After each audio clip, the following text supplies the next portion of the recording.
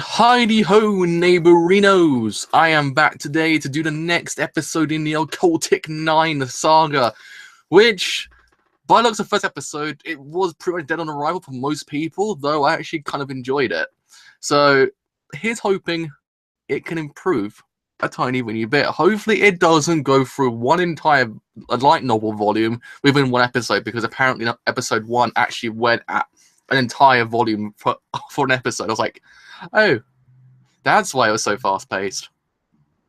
Because believe me, I was sitting here wondering, what in the Christ is going on here? Why is it so fast-paced? Why is everyone speaking like they're in some kind of vacuum of time that needs to be talking really bloody fast?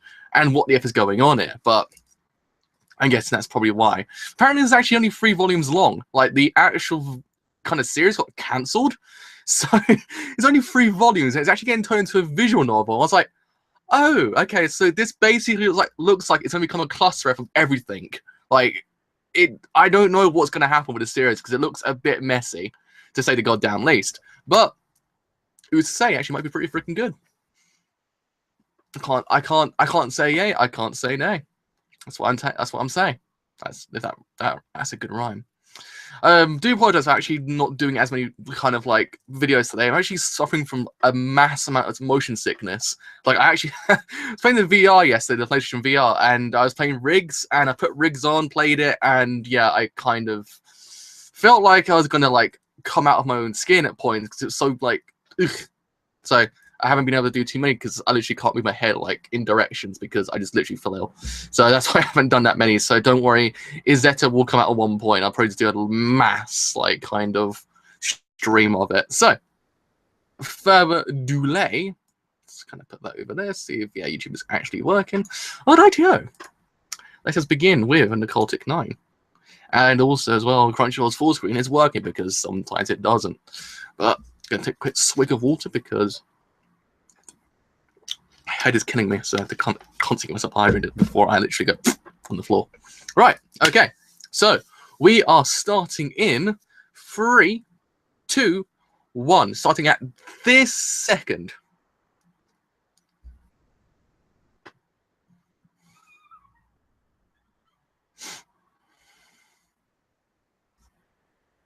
Isn't she like the really famous girl that everyone loves? Or are you confused? Yeah, she is.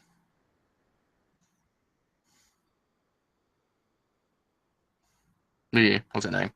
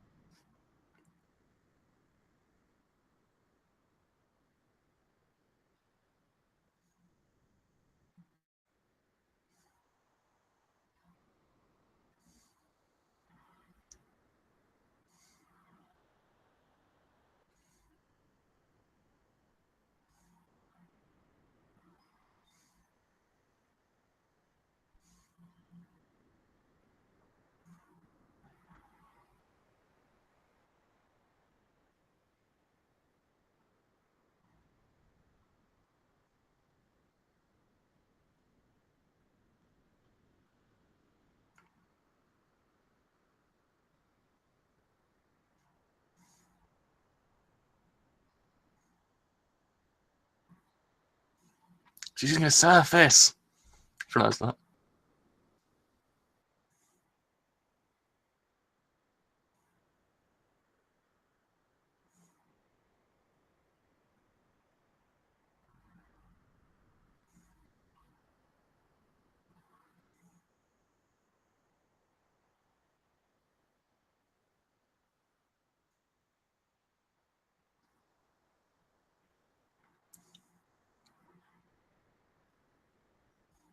Is she going to play Yu-Gi-Oh?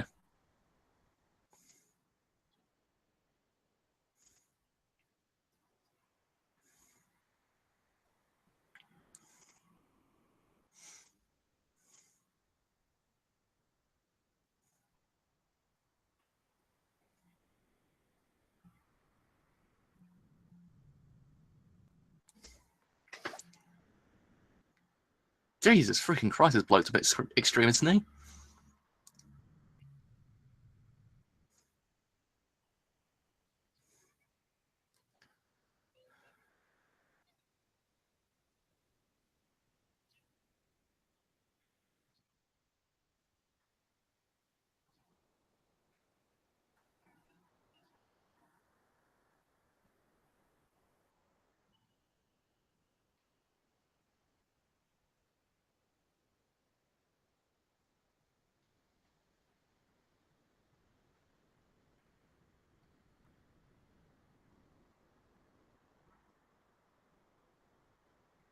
What? Like, yeah? Alright, that happened. So I guess we gathered that she's a fake, and something's happened with her dad. Visuals, yo. It tells a bigger story than the actual, like, thematic elements. Even if the story's kind of like, what the F's happening here? Because hell if I know what's happening. The stream actually working still. Yeah, it is. Sweeties.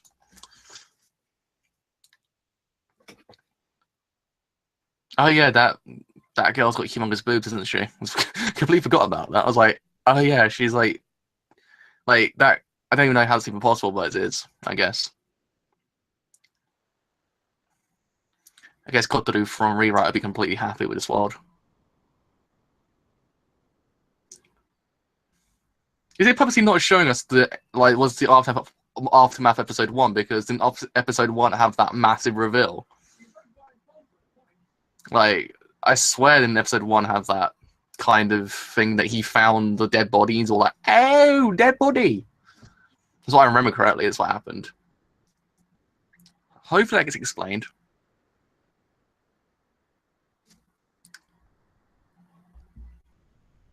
Because hair tends to be a massive motif in this show.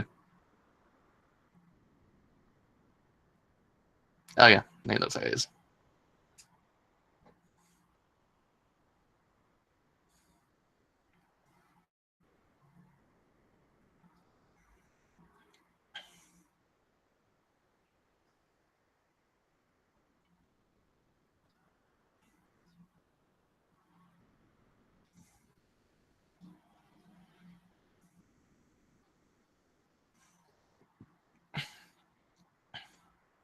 Didn't the guy get scalped?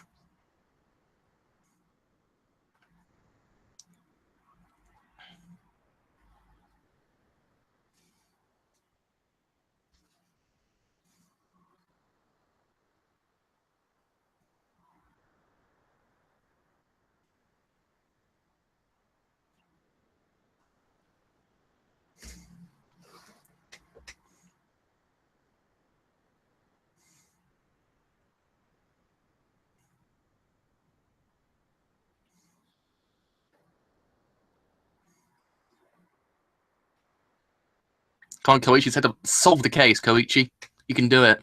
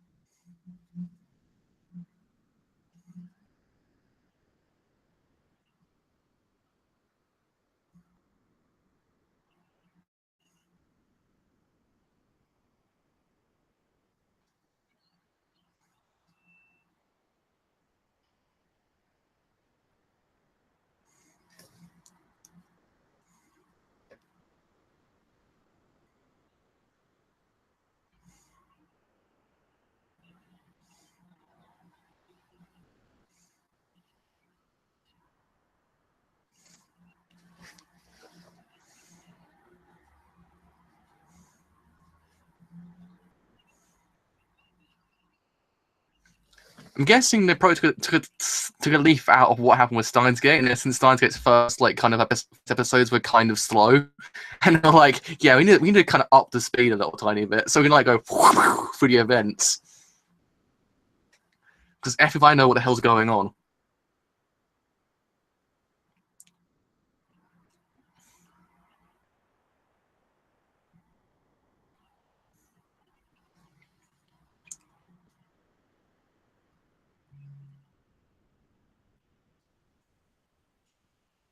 Yeah, that was a stupid idea.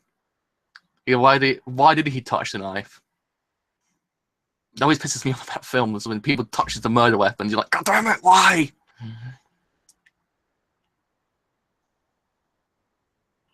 Come on, Koichi, grow some balls and do it. Pull a tooth out.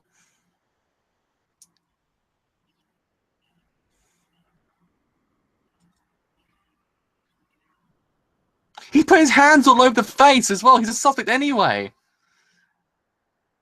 Jesus Christ, man. Wasn't the key like one of the major things in like, episode 1?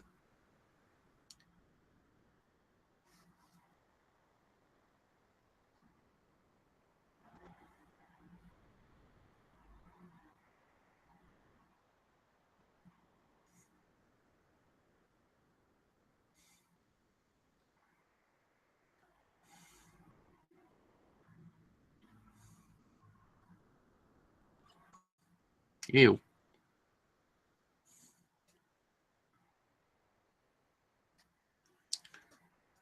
I wonder how painful it must have been to put that into his mouth. God damn.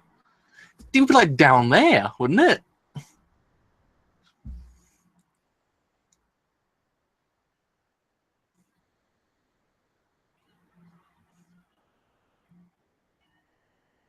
I don't like this dude.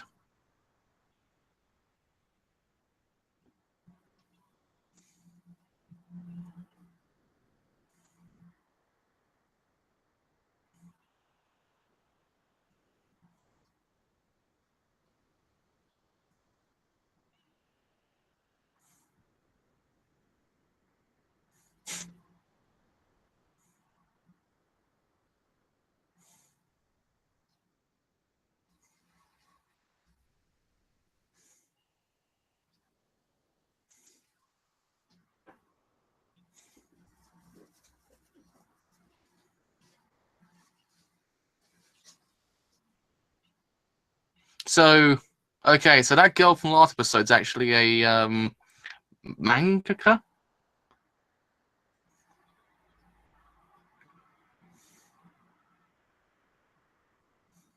Damn flip phones. It's like back in time.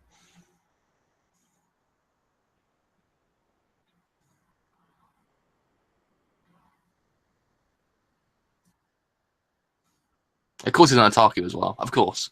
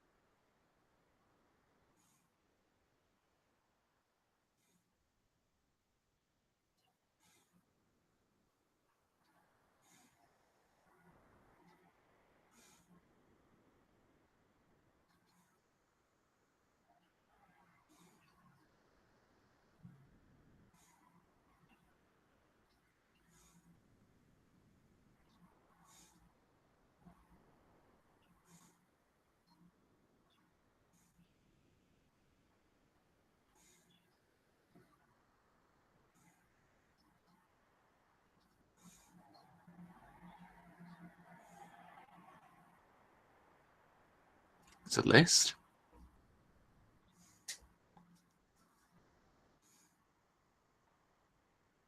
Damn, okay.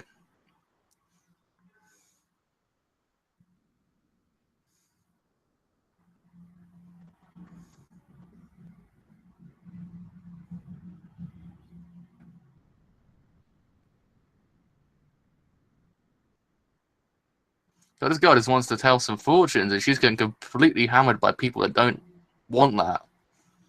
Poor girl.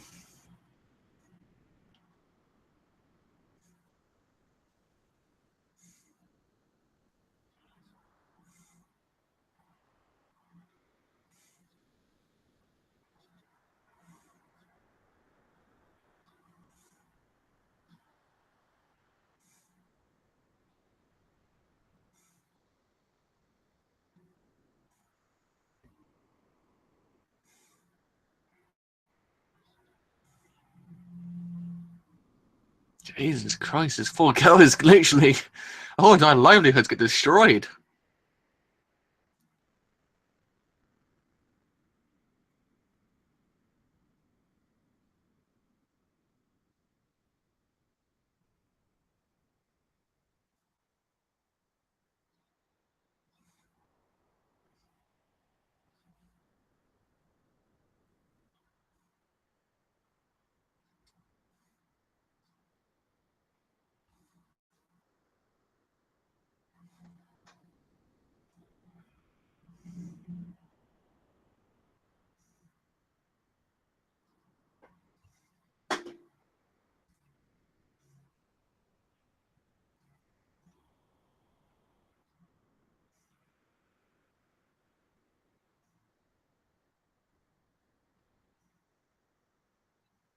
Yeah, wasn't the father also a massive motif of episode 1 as well?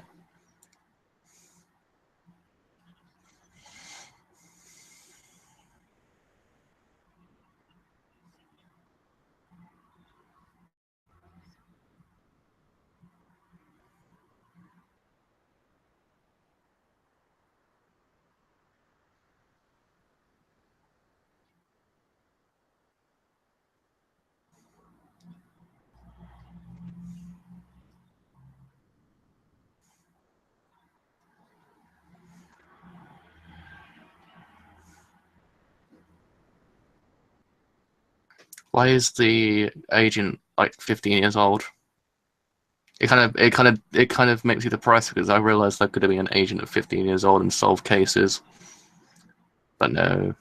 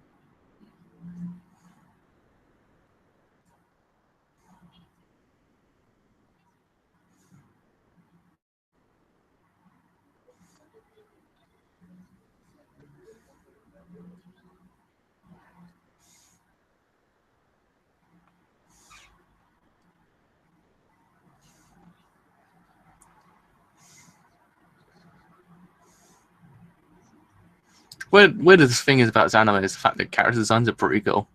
Like the actual animation style, the character designs are pretty neat. Like, it's actually kind of nice. Even if one of the girls has humongous boobs, it still kind of bugs me, but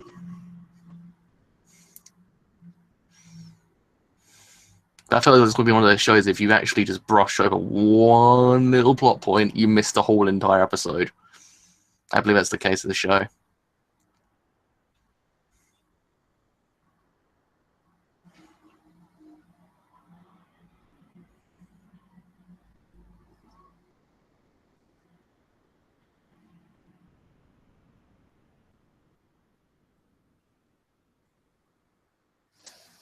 A fade book.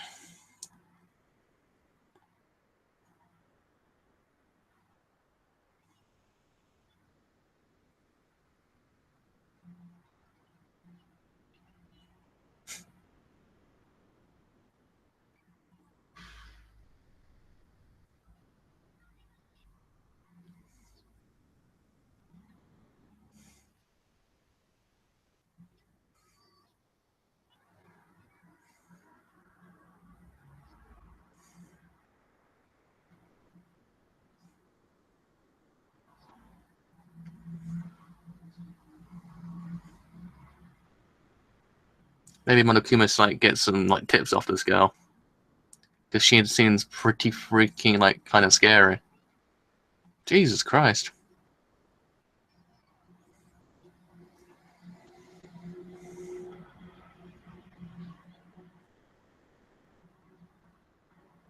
Didn't he just like see a dead body? So I don't think he's doing pretty freaking well. As well as the fact he's got this like crazy girl speaking to him as well that wants him to do stuff.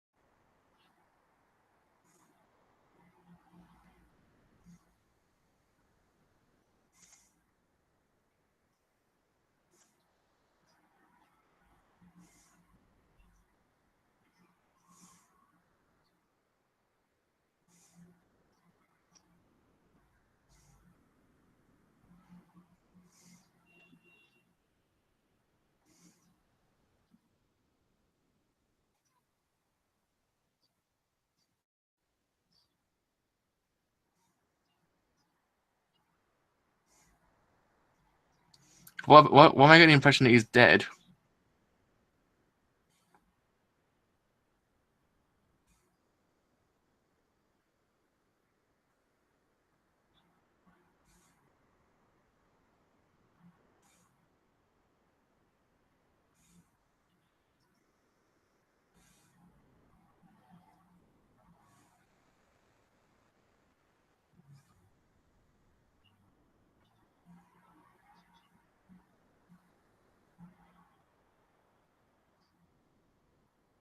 Oh, is that her brother then?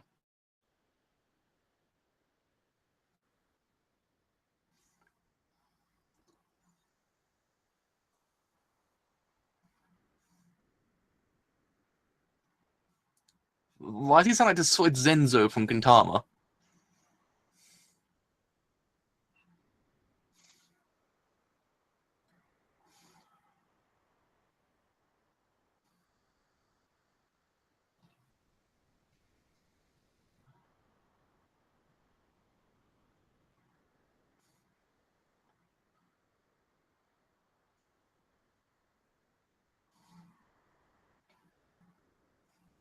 Damn, my brain needed this today. Like completely like, what the name of Christ is going on? Like, the plot is going somewhere, but I have no idea where it's going to, and I'm kind of like, pretty interesting.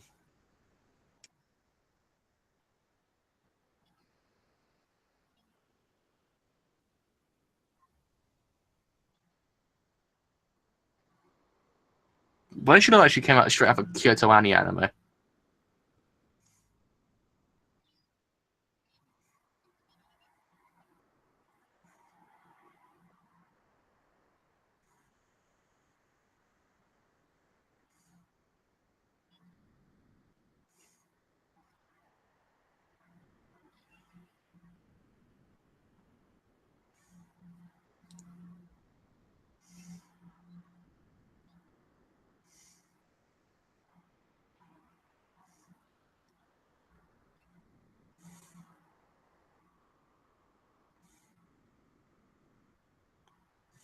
Jesus Christ, mate. Could I sharpen the image slightly?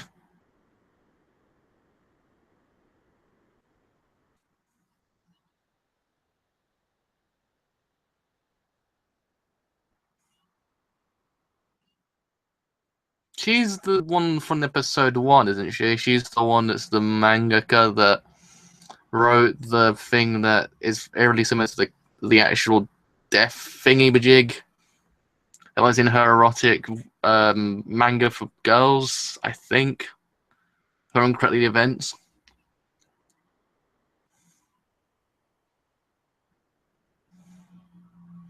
Oh damn! She dropped the Yu-Gi-Oh card.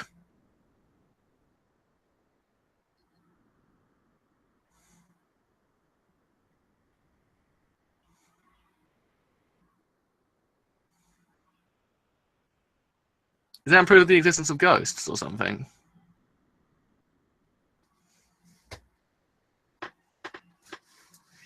I'm guessing she's gone. She's out of here. She's somewhere else in the world. I don't know where she is, but well, that was Occultic 9 episode 2. Well, it's ending. I think it's really catchy. Like it's got the right levels of Concrete Revolution and Erased in it. They kind of works really damn well. Also, kind of reminds me of Monogatari slightly. Don't know why. It has that kind of atmosphere about it. Might be directed by the same person because it does kind of remind me slightly of Monogatari's endings. But yeah, beef if I know what's happening.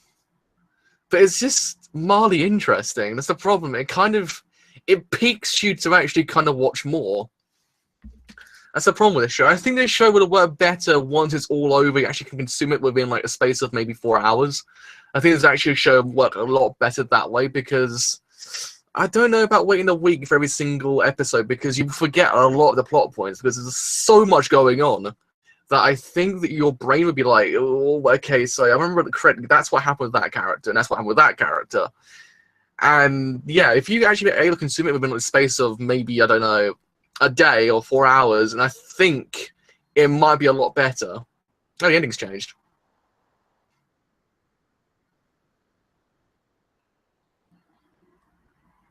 Because it's a really freaking interesting show. It has a lot of stuff that's really bloody interesting. But as she was the actual fortune teller, then I'm going to say, is that a fortune teller? Wasn't it a fortune teller? But there's so many things that are interesting going on, but I think it's the fact of remembering everything that is the actual major problem with the show. It's remembering every single little detail. Is what kind of happened with Dorara as well. With Dorara, it all came together in the end, but still, for the show is you actually had to remember every single damn event from every single damn character, whereas you would be like, what the F is happening? What's happened with that character? What's going on with him? What's going on? I want to see Isaiah, please give me Isaiah. That's what Dorara turned into. But I feel like this is going down the exact same route. Is it a bad problem? No, but it kind of needs to, I don't know, slow down slightly. Just so we can actually take in everything that's really happening. Granted, this episode was slower paced. This wasn't as fast episode 1. Episode 1 just went bam, bam, bam with the plot points. You're like, oh, boy. Garment, boy. I need to take in what just happened there, please. Can I just have 5 minutes? But no, episode 1 did not give you that. Episode 2 sort of did, but I think it's just the sole reason of there is so much going on. Granted, one of the things I should know is the fact I like these kind of shows. I like shows that have a lot going on because it keeps my brain going. Like, I want to know what happens to all these characters. I want to know what happens with that dude with the dad. I think it was like Senrai or something like that. That guy, that dude had some crazy dad issues, and then you had the fortune teller who's completely bogus, but she can actually see into the future. So I'm guessing she'll play a bigger role than the journalist who's completely nonchalant about everything. Like, she's completely calm about saying everything. You got the girl who's the girl that gives curses to people, who's got a brother who's a ghost, and who's got really, really, really overly attached issues with him. And I'm guessing he's done something that if she doesn't do something for him, then her head goes. Then you had Galmon, I think is how you pronounce his name, the main character who's seen the actual scout dude Beidou Rain from Inglorious. And I'm guessing then he's got the key now, so I guess he's going to go to a place that has the key hole and then put it into the keyhole, and then it's going to get real, real fast. Because by the ending, it seemed that way. Because I think the ending is like a preview for next week. I think that's how I'm picturing it.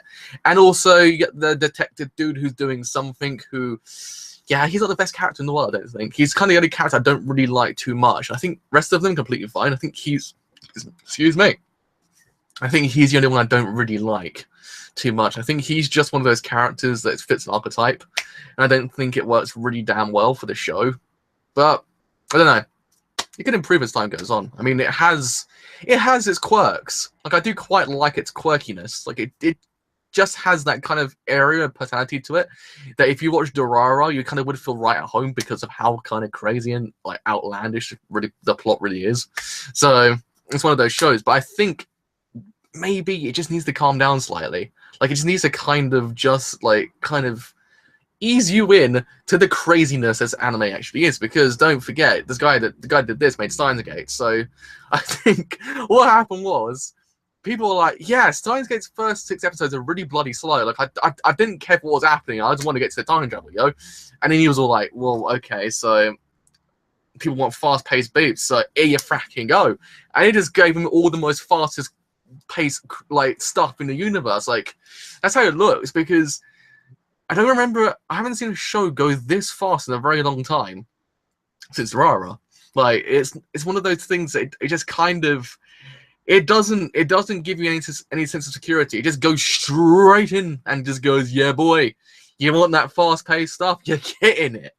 And that's what the show really is. But I kind of like it. I kind of do enjoy it. It's kind of one of those shows that has a lot going on. It kind of interests you. Every single one of the characters does have an interesting kind of idea about them. Like, again, the guy with the father issues, got the girl with the fortune-telling abilities that has something with her dad as well, that I guess he died or something.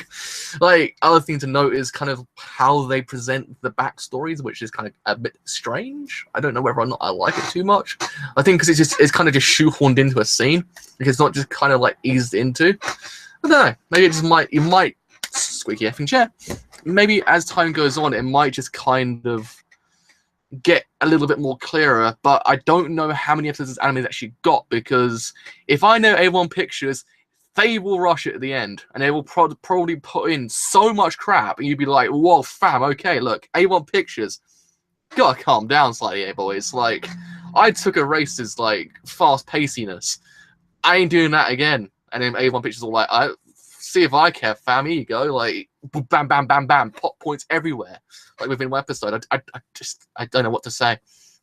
Like, I'm really scared with adaptation because I thought at first Silverlink were doing it, but then I read it was A1 Pictures. I'm like, oh, that kind of just, it puts that area of doubt in your head. You're like, oh no, because it goes one of two ways. It could be bloody fantastic, like Shinsha Kagori, or it could be completely bogus, like Erased.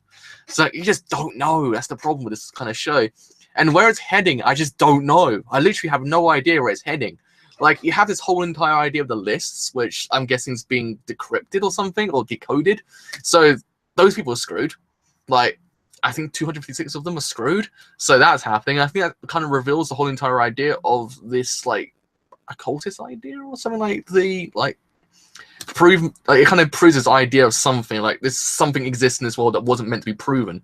Like, I think last episode was actually kind of debunking the whole entire proof of otherworldly ideas. But I'm guessing that list kind of proves that does actually exist. I'm guessing the girl who's a fortune teller might be one of them. I'm not too sure. But it might get all explained. I just, hell if I know. Like, I can't see into the future just yet. Like, I want to see where this anime actually goes, because it seems like it could go a lot of places. And I want to see it just ends in a cohesive manner. I want to see it just kind of get to the end and end up in a really, really nice bow, and not completely ruin itself and just kind of piss all over the bed. I just don't want to end up like that, because it doesn't deserve that. This anime looked really freaking good. And if it continues that way, I think it might be just one of the sleeper hits. Granted, I think it's the most watched anime of this season, so it's kind of a bit strange, but yeah, maybe it might actually kind of go somewhere, might actually improve, it might just get somewhere good. It might just explain what the neighbor crisis is actually happening, because hell if I know. Like, I meant to, like, review the episode, I can't say anything. I'm like, it's happening, stuff is happening, but I think possibly if we just kind of sat down for about 50 minutes straight and just kind of decode every single scene, it might just kind of lead somewhere like actually kind of bigger. Because there seems to be a lot going on with the kind of fortune teller. That's the major other thing to note. There's a lot going on with her. There's also a lot going on with the person who deals with the curses. And there's also something going on with Gammon. I mean, you had the whole thing with bloody, I think that looked like the gargoyles from that one Disney show from back in the 90s. So I want to see where that goes. That looks kind of interesting. You saw the little kid with a really, really, really crap-eating grin. So I wonder what he's doing. Like, kind of, will he turn into like the kind of kid from Paranoid Agent? Not too sure, but anyway, that was that. I'm gonna go have a lie down because my brain's killing me. Because I have motion sickness. I did not need my brain to get completely fried even more. So I will see you guys in the next live stream. If you have enjoyed the live stream as a whole, and you do want to leave a like, do leave a like, because indeed it does help me quite a bit. If you have enjoyed my content and you want to become a part of the family, you want to be that 500th and 17th subscriber, then do leave a sub, because indeed it does help me quite a bit. And then you join the family, and then you get to know when all my live streams go out. So with all that said, have indeed been the driver. I shall see you guys in 15 minutes for March Comes In Like a Lion. See you guys then. Bye for now.